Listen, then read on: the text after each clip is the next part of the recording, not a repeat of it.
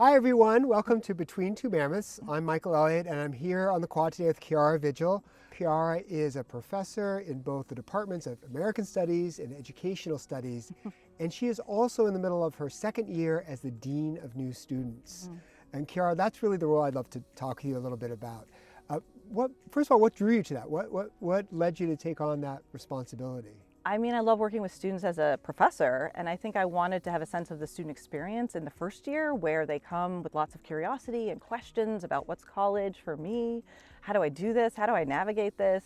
The first year seminar experience is really important, and I wanted to help kind of guide that for them academically, but also holistically in terms of the social life of Amherst. So that was part of it. So you've been doing this now for two classes that have come in. Tell me a little bit about what have you learned? Has anything really surprised you? I do think every class is different. So I've definitely learned that.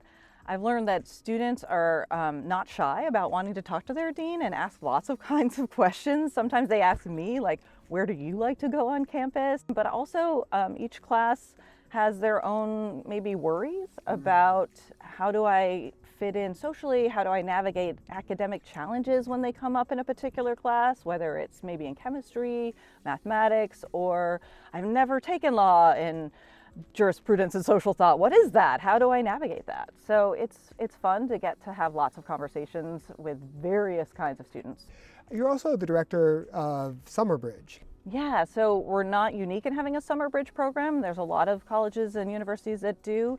What it does is it helps students have a sense of the hidden curriculum of Amherst, so they get, early access to our campus, to the library, to the science center, to professors. They get to take 4 classes, so a kind of mini version of the first semester, but these classes aren't graded. They also bond, and a lot of them, that cohort experience, those are students who end up, many of them say, over their 4 years, those are their first friends. And they take that across, and that's really important. Yeah. Well, so when you're not teaching or working with students as a dean, you're also a scholar. Indeed. A scholar in American Studies, and especially you work in history of Native American literature, and you get to work with an incredible collection here. Tell us a little bit about the special resources that Amherst has and kind of your work with that. Yeah, I mean, I was really honored to be hired to build a Native American and Indigenous Studies program within American Studies. When I first started, Lisa Brooks and I have worked together to do that. And then our Archives and Special Collections has built over the years an impressive array of books and texts. About 4 years ago, we were able to purchase Iapioye, which basically translates as the language carrier in the Dakota language. This is a rare archival newspaper. It's actually the longest running Indigenous language newspaper in the United States from 1871 to 1939.